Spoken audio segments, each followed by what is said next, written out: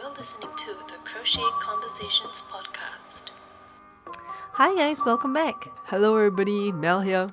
And this is Inez, and welcome back to another episode of Crochet Conversations. Today, we're gonna do something a little bit easier, not so technical, not so technique heavy, Yay. and maybe talk about something a little bit more fun, or in my case, not fun, because we're gonna talk about my personal crochet pet peeves. Oh, okay. This would be interesting. So, as we were researching or planning ideas for podcast episodes, we were thinking that it would be funny if I share a little bit about the things that drive me absolutely crazy when it comes to crochet. And these are the things that I don't like about me, not just crochet itself, but like the topic in general. Okay, let's hear some of that. So you don't know any of them, right? I haven't No. shared them with No, you. Do and- you have any pet peeves? Because I think this would just be me sharing my crochet pet peeves that I've sort of like collected. do you say collected? Collected well over the decade, I Yeah. think. I don't crochet as much, so to be honest, I don't think I have any pet peeves. Okay, but okay. Maybe if you start mentioning a few, I might be able to relate to some. Okay, so just a disclaimer, these are things that are personal to me and my own experience with crochet. If you are someone that does any of these, there is no disrespect and I don't mean to offend anybody. It's just like my personal, it's just like why I prefer one thing over another thing. And so this is similar to that. Okay, let's hear some of it. Okay, so I didn't think that I had so many. As you're trying to list down your blade, you are like, Yeah, so the more I started listing down, the more I realized that, oh gosh, there's so much that I don't like. And I guess it's like there's a bigger lesson here that the more you start thinking about negative things, more and more negativity will come. Yeah. But I don't mean this in a negative way. It's just I thought that it was funny. Or I think like personality wise, you are pretty I would say like in your this craft you're quite a perfectionist also. I don't know Yeah, whether it very has- much so. Yeah. relate to certain pet peeves that you don't like, Yeah. Okay. So I have. Let me check. I have 8 in total. Okay, that's So not that's- a lot actually. I thought there would be Really? I more. think that's quite a lot. I don't even think I can count as many pet peeves if it's not related to crochet, like in my own life. Okay, that's true. I don't even think I have 8 pet peeves. Okay. Maybe like the way if people walk and they drag their slippers, that's a pet peeve. But I don't think I have 8. Or like eating with like your mouth like open. and, I mean, I say I don't think I have 8, but this is already 2. But okay, so let's start, okay? Number 1, I hate it when people say that the recommended hook size is what's on the label. I hate the misconception. I like things to be like, I like information to be accurate, and as long as the information is accurate, you can do with it what you will. You can choose to ignore it or not, but the information needs to be accurate. So you're saying that information is not correct. It's incorrect. Yes. So when you pick up a yarn ball and you read the label, they always have like the swatch gauge and they always have like the hook size, and they always write recommended hook size.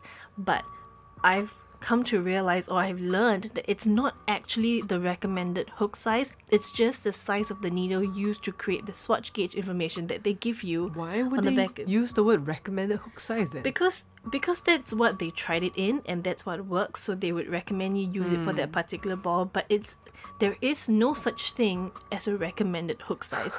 Everybody's hook to yarn tension is different. Everybody works differently. Everybody has a preference. So I think it's very misleading to say that, I followed. Okay, and the reason why I developed this pet peeve is because students that approach me and say that, I use what was recommended at the back of the label. And in fact, lots of people say that, but it's not. It's actually what size hook they use, the manufacturers use to create that swatch gauge and give you those numbers. That's all. I think the word recommended, like you say, is very misleading then. I mean, it's so Yeah. confusing because I, as a beginner, would look at that and would think that, okay, I should use this hook size then. Yeah, and I started realizing this because my students would come back to me with a very odd looking swatch, and the swatch is either like too tight or too loose. And when I asked, why didn't you Like switch to another size hook. Yeah, that works better for you, or one that we tried during our classes and they say, oh no, because I bought this yarn and that's what it says to use at the back of the label. I mean, no one in the world can tell you what size hook to use except yourself. Okay. Right, so yeah. that's my number one pet peeve. Okay. Okay. Fair enough. That one is actually pretty alright. I think all my pet peeves are alright. Like they seem legit I to feel you. like they're all legit. Okay, so number 2 is people who yarn under instead of yarn over. Oh man, I've seen those. Okay, I think I know what you're talking about. So this is a particular pet peeve when I'm watching like YouTube or anything and I see people yarn under, or it's not just YouTube, like videos in general, and I see people yarn under instead of yarn over. So basically when they do a yarn over, instead of going under over, they go over under and basically like scoop it forward towards them in a downward motion. It really irritates me because firstly it's just bad form, it's horrible technique, and if you need to yarn under, a yarn under is a yarn under. It's two different things, and there are times you need to yarn under, like if you're doing herringbone stitch, but there are other times you need to, most of the time you yarn over. So there is such a thing as a yarn under. Yes, of course. Okay. And like not all stitches, and actually yarn under is it's used in very little stitches, but I hate it when people do it and they scoop it forward to themselves, and I can immediately already tell that this person is self-taught. No one has corrected them. And also yarn under gives you a different look. Like for example, if you're doing like a single crochet cross stitch, you know, the cross single crochet stitch, you yarn under instead of yarn over, because it creates a different way of how the yarn wraps around the hook and gets pulled through. I'm So sure it's a it look- different look. Yeah, It's- you look entirely different, yeah. yeah, and it really, really, really irritates me, especially if they're gonna, you know, yarn over pull through, or whatever. It Yeah. just, and they do a yarn over, and it's so jarring for me to watch. Would you say that they are doing it wrongly? Yes. I definitely would say they're doing it wrongly. And although I say there's no right and wrong, I mean it in that, in general, there's no right or wrong way to do a particular stitch. But if in this stitch, it requires you to yarn under instead of yarn over, then do that. And you would never call the yarn under a yarn over. yeah. So don't do the opposite, you know? Okay, so anyway, that's my number 2 pet peeve. My number 3 pet peeve is also a visual thing. It is when people who hold their tension hand weirdly. Okay, I've also seen like some of those. I think because as a beginner, I watch a YouTube number of videos, videos, you know, trying to understand like some of the stitch because I don't really remember Yeah, a lot and of them. I can imagine why it would be difficult for you, because you haven't been crocheting for really long, and like you watch me crochet, right? So Yeah. because I do it a certain way, you are used to doing it a certain way. But when I first started, there was no right or wrong way for me to learn because I was pulling information from all different types of resource, right? But I have found that there are certain people, like over the years, I've developed a way of holding it that I think is most effective, Yeah. which is the way that I taught you and the way I teach most of my students. But when I watch videos or see other people crocheting sometimes, I just think that they stuck to the way that they were taught and they never like improved or tried to modify the way their hands work to make it more either comfortable or more intuitive for them. So yeah. like they grip their fingers weirdly, and you know, my hands ache just watching the way like they grip, especially those people who like who hook their second Yeah. index finger. Yeah. And like just doing it now, you can't see it, but you know, behind the camera I'm actually, you know, trying to show Mel how to your do it, fingers and I feel cramped like my up. hands are gonna cramped. And these are, I mean, it's also people who when they try to yarn over, they don't actually yarn over, they actually use their tension hand and physically wrap the yarn Yeah. around the hook. I remember seeing one video that was like this, and I asked you, what is she doing? Is it some stitch or like a method or a different technique No, that she's doing? It's just not the most effective. And I think And the reason for that is because crochet is such a long and tedious craft. Yeah. You know, it's not something that you can do Yeah, within it's a very an slow hour. craft. Yeah. And so in order to make the process most enjoyable and energy efficient, you know, you have to find a way to make it, you know, most comfortable for your hands, to see Yeah. what works for the way your hands are, and you know what capabilities you have, or like any physical limitations. It has to be sustainable for you and your energy. Otherwise, you could also end up enjoying yourself and having like wrist problems or, Yeah. or pain in your thumbs and fingers and whatnot. And also, like, if it's going to be so uncomfortable and I'm not enjoying the craft and probably won't want to continue also, I think. Yeah, and that's horrible because, you know, I don't feel like that's giving crochet a fair chance Yeah. in your life if that's how you feel, you know. Another thing is when people over wrap their yarn around their around their tension finger, the regulation finger. Yeah. I think it's so it's so strange, and I think I tried to do it myself once Okay. actually. To be fair, I think initially when I first started crocheting and I had so much problem with the tension, I find myself doing that to kind of tighten the yarn over my fingers several times to kind of control that. But as I got better, I realized that it's getting like too tight. Okay, Yeah. so I don't mean as a beginner trying to figure out what works for you. I think as a beginner, you should try everything, including all of these things that drive me insane. Okay, but I'm referring to Alright. people who are obviously already experienced in their craft Yeah. and still do this as part of like their technique. You know, there's nothing really wrong with it. I just don't feel that A, is sustainable, and B, it produces, you know, I think it's giving yourself extra work, and I'm such a big fan of finding the most efficient route, Yeah. you know, to do things, and you know that Yeah. applies to me in my everyday life too, that there has to be a most efficient, you know, SOP to certain Yeah. things. I mean, I guess I understand where you're coming from, saying like maybe this could be what they started off with, and they should like get better and they over just time. never Yeah. tried. And like I know this because I have tried so many different ways of holding yarn in both hands, you know, in bead tension hand or my crochet hook. Yeah. And I've tried so many different ways of holding it, and I have experimented with different things, and I have found a modification, almost like a mix of everything, Yeah.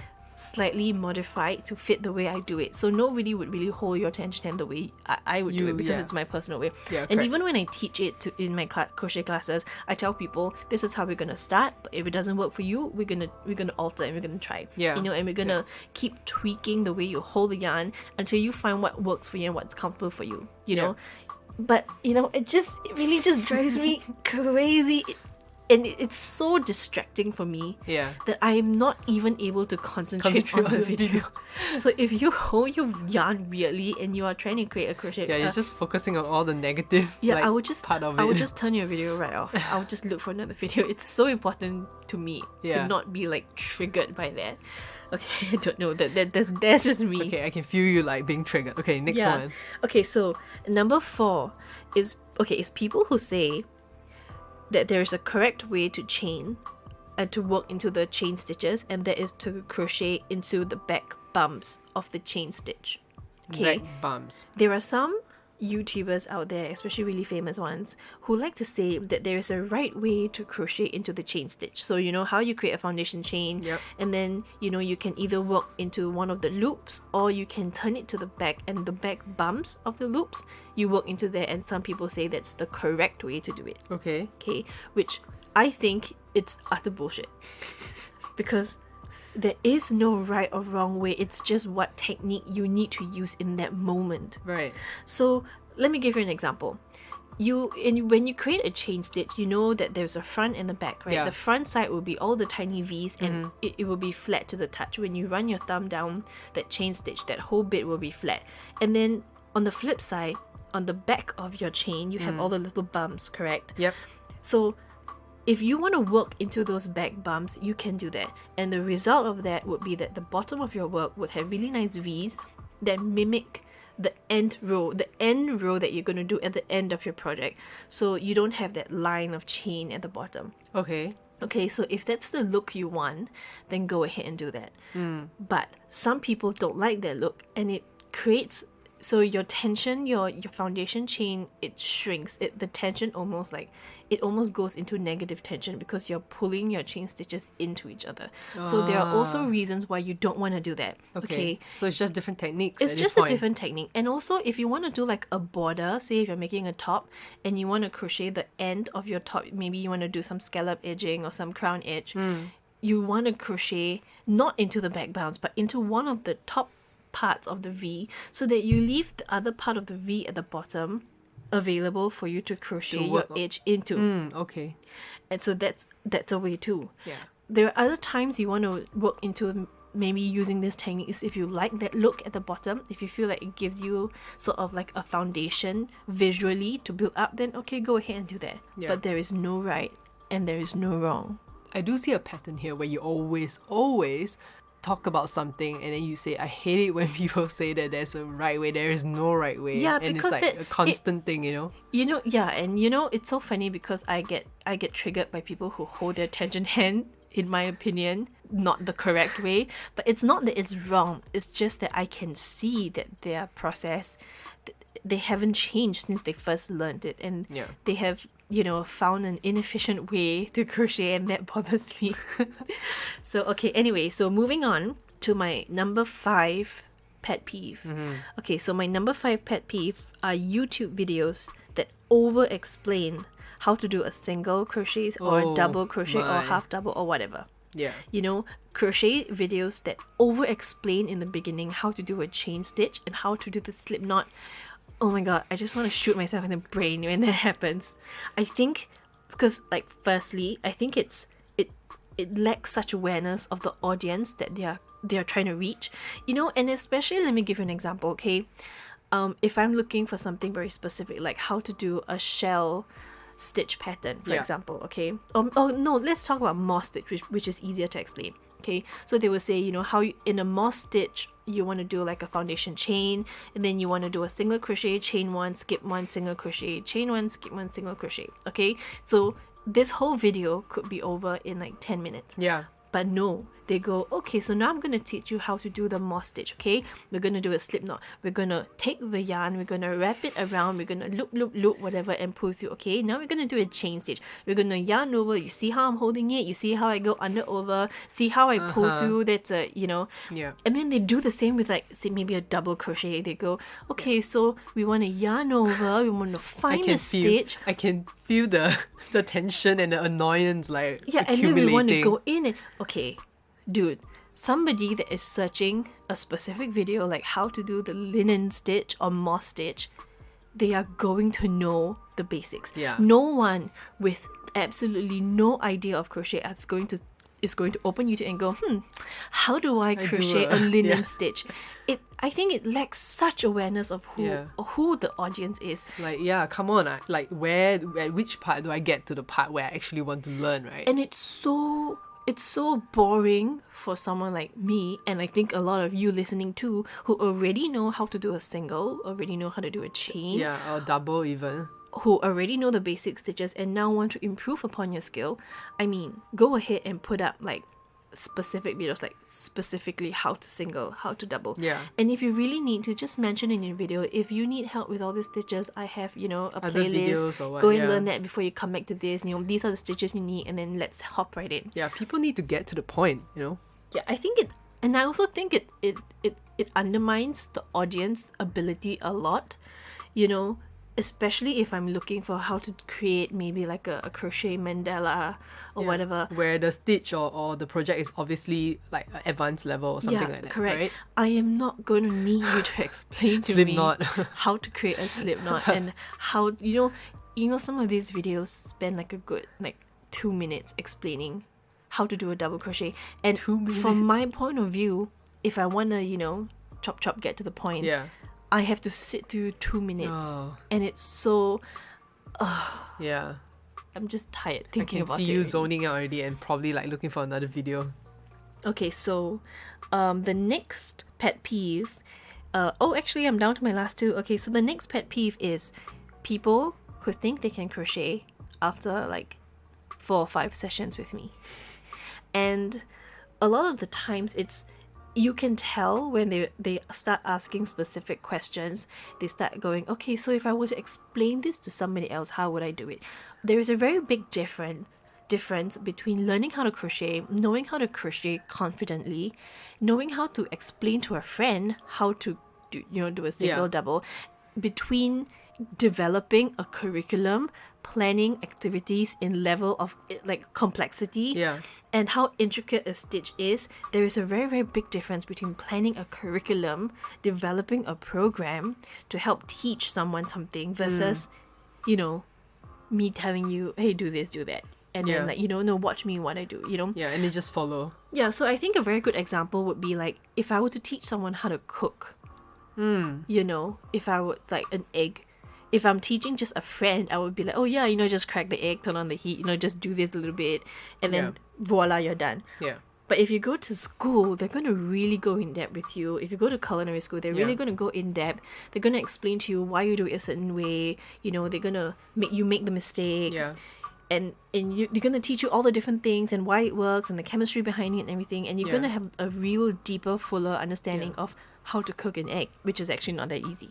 Yeah. So, and I think that's akin to people taking, 1 or 2 lessons. It's worse if it's 1 or 2 lessons. But, they finish 1 or 2 packages with me and they go, I want to be able to teach this.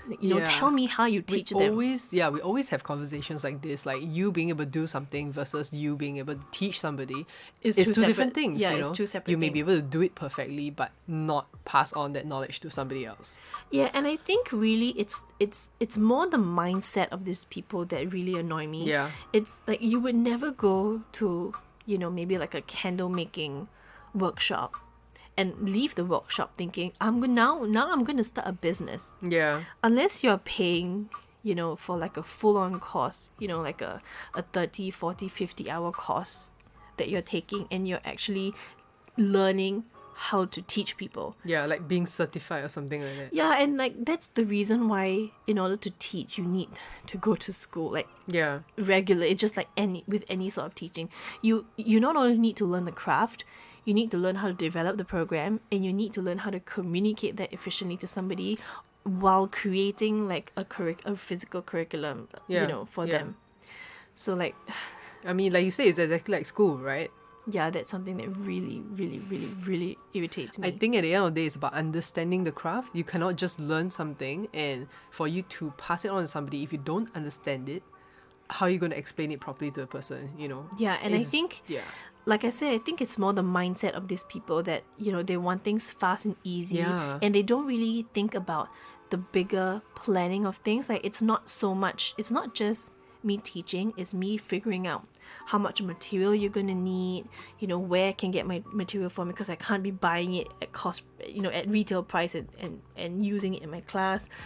How do I do all that while keeping my costs low and, blah, blah, blah, so that I don't charge people too much. And it comes with all these things that I think when people say they want to teach, they want to do it full time and teach crochet, unless you've been doing it for years, you may be able to teach them how to do the right thing. But it's beyond that, right? It's being able to capture when they do something wrong and tell them why it's wrong, and and let them know that if this is what's comfortable for you, we can modify what we're doing to make this your preferred method. And like how to rectify mistakes and things like that. Yeah, and how to troubleshoot all the mistakes that you might encounter along the way, any tips and tricks. All this is part of teaching, and it's not something that you can just develop. No, just like that. It's just not something 4 or 5 classes. Yeah, 4 sessions with me is 8 hours, and you're not going to be able to teach someone something after only 8 hours. Yeah.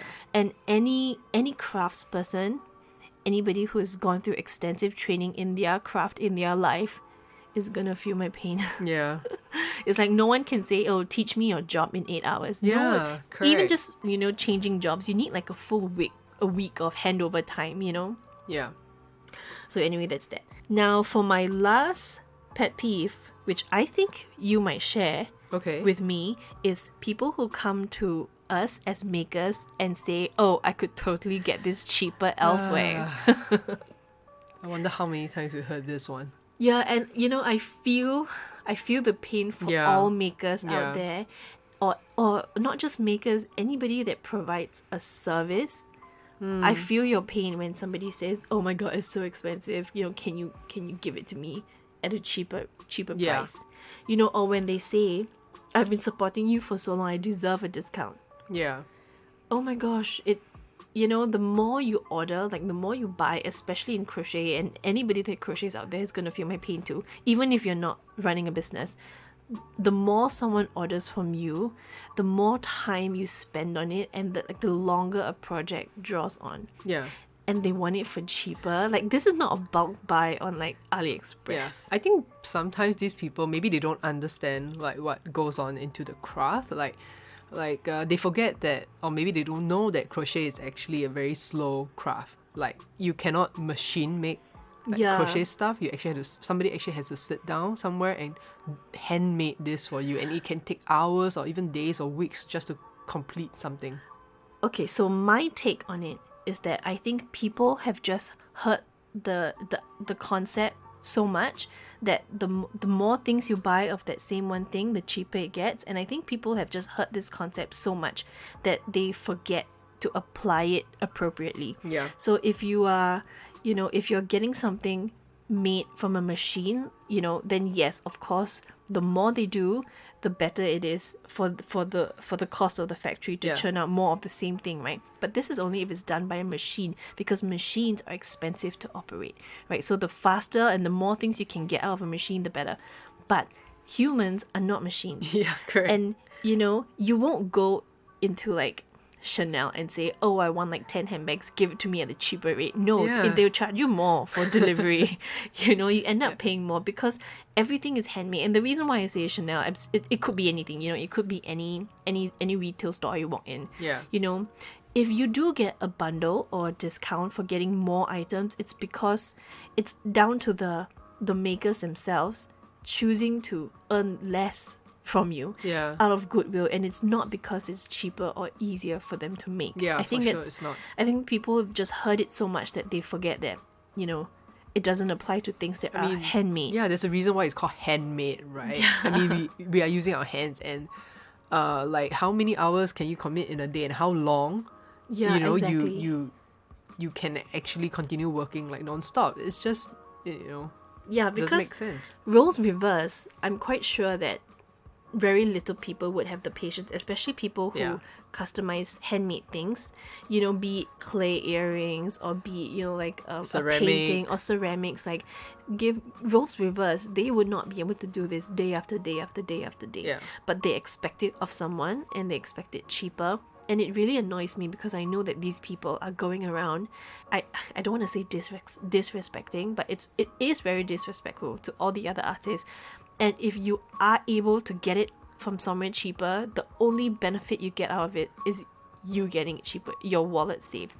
Yeah. Some other maker out there, which I've said before in another episode, I think, some other maker out there is losing money trying to give you that discount in order to keep you as a customer because they see you as a valued customer worth keeping. And I think if there's any takeaway, is that you need to remember that, that someone is disadvantaging themselves for your benefit, for your stupid discount. Yeah, it's pretty sad, the industry, but I mean, more people are supporting locals, like local businesses, so I think that's a good thing. Yeah, I do think though that for every one local maker supporter, there's like 3 that don't believe in it. And I find it's like so funny that people think that handmade things are not as sturdy. It's such a weird concept because there are so many times, and I don't know whether you've encountered this too, but there are so many times where someone comes to our booth or like our stall at an art market and they say, "Oh, this is handmade." Then are you sure it's sturdy? Are you sure it's this and that? And the same thing goes for all our other friends who also have booths at art market, and sometimes we go to their stall to hang out and chill, and I see them get asked the same question like, "Oh, this dress is handmade. Are you sure it's not gonna fall apart on me?"